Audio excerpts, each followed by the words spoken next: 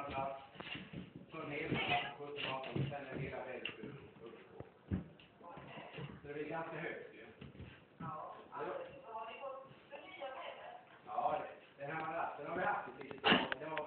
Vi hade ju sån i husbilen. Och då kände jag att det stod så himla gott. Men så finns det inget sånt till